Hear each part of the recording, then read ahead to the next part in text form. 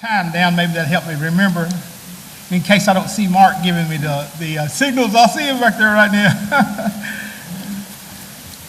It's so good to see everyone and be here today and to speak a little bit on, got a few scriptures that we're going to look at today concerning us being here, and not only us, but people all around the world. Okay, I forgot to turn it on. I'm sorry. They're giving me signals about now. Okay, all right. Sorry about that.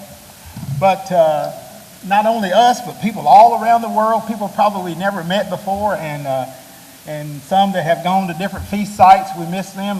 Every once in a while we hear word from them.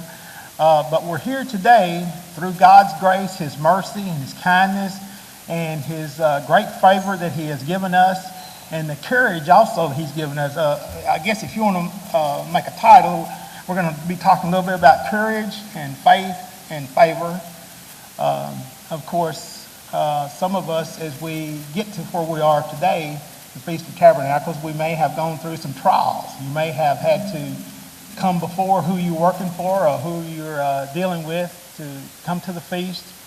And the world does not know this great experience that we're being able to participate in just yet.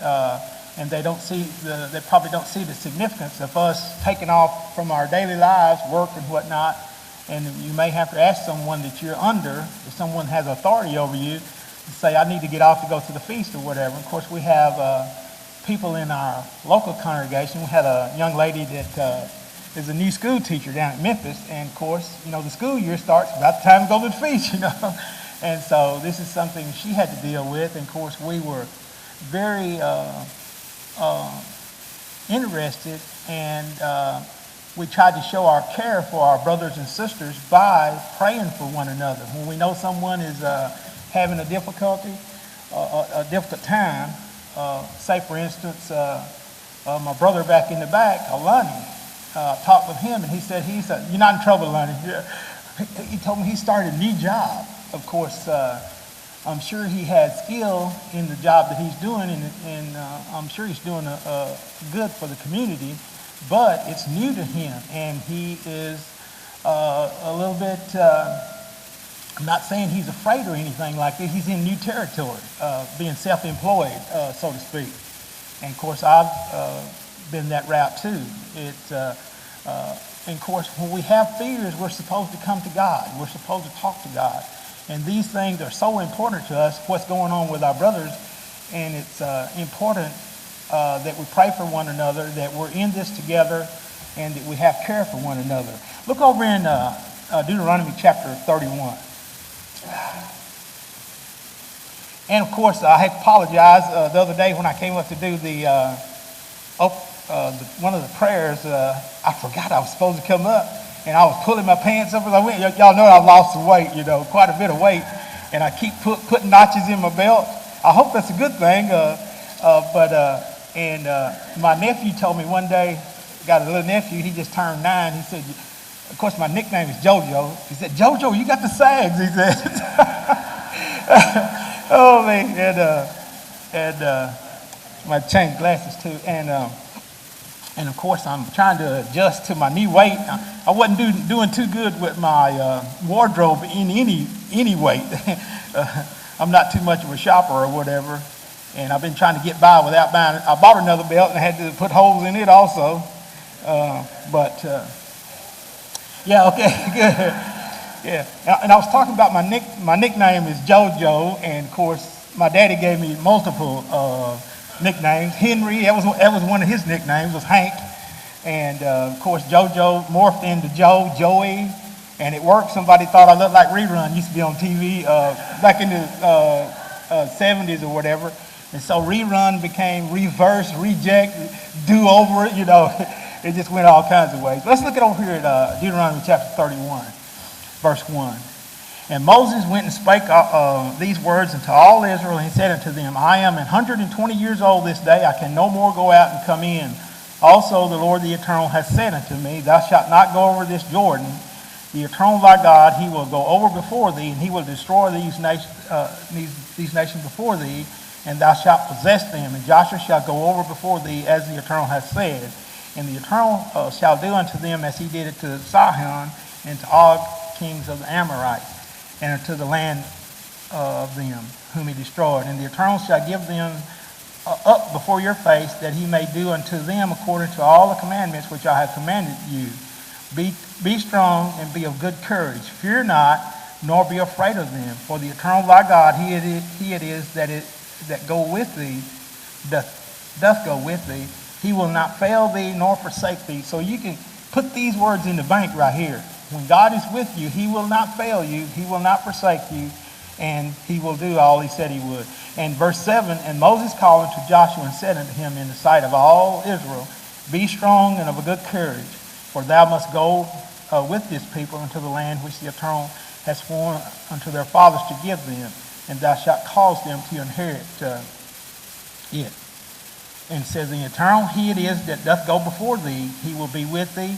He will not fail thee nor forsake thee. Fear not, neither be dismayed. And sometimes in life, the things we have to go through, say for instance, I probably told this many times before, when I was at a job that I ended up getting fired from, I was never one to go before authorities like someone is over me. I just accepted it in no way, but I wanted to do God's way so much that I had to do these things. And of course, when we talk about Lonnie or lady back from Memphis, anybody, all of us, when we do these things, we're wanting to please God. It's us that has to go into the office to talk to the boss or whoever it is that's over us that may have the final say if God does not intervene. And so what we do, we ask for God's intervention if indeed he needs to deliver us. We want to be delivered. We want to do God's way. We know this world is not God's world just yet. And so we have to depend on God, and we must trust God. The best thing you can do is put yourself in God's hands, that he deals with you because he is merciful, just, righteous. Look over in Psalm 31.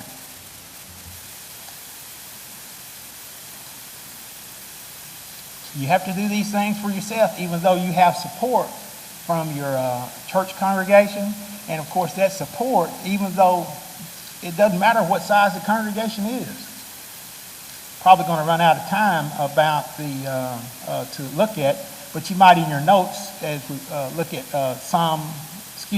Acts chapter 4 verse 31, that the New Testament church at that time was the things that they were going through, the persecution they were going through. When the church congregation found out about these things, they prayed to God.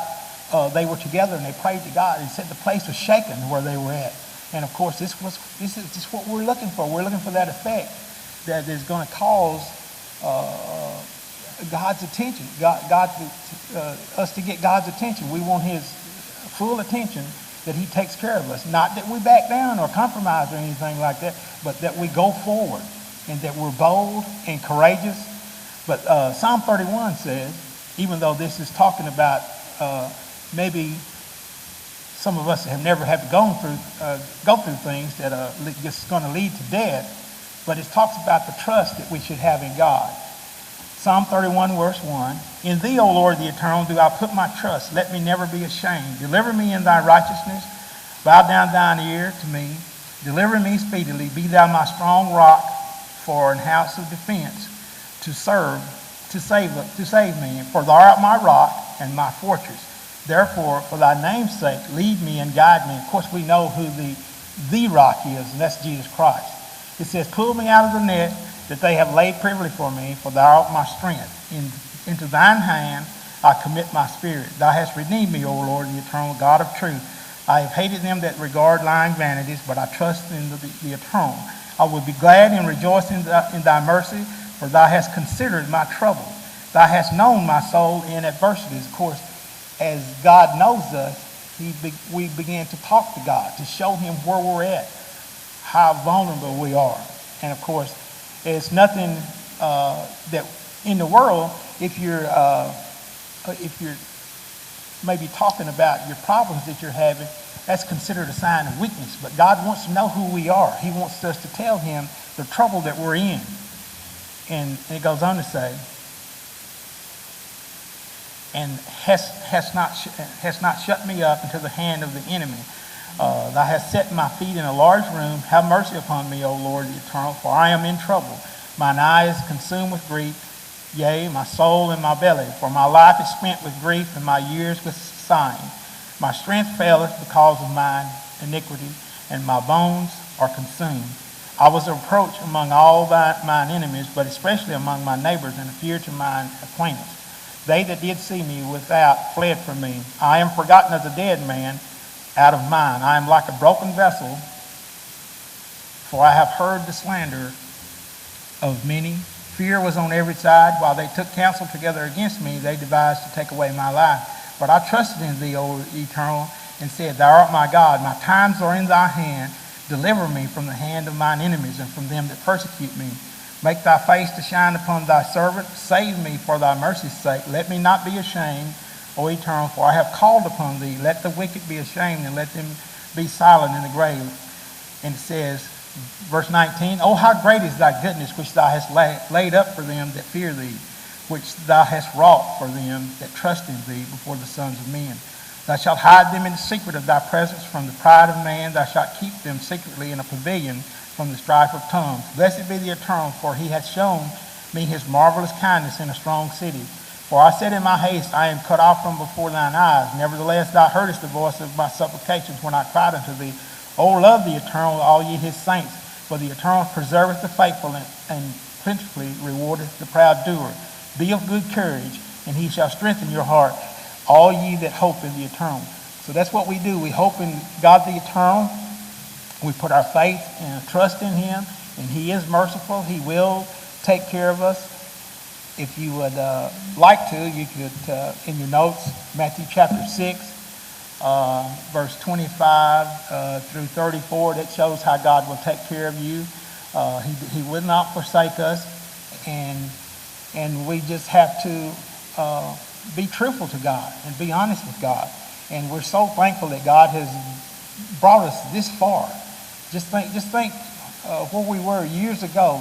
And myself, I had no understanding. We joked down at Memphis. Leslie Clifton, he's down at one of the feast sites in Florida. I was never taught Jesus Christ was coming back. I was shocked to know that Jesus Christ is going to return. It's a good shock. Okay, with that, we'll stop right there, and hope everyone has an enjoyable feast and a good day.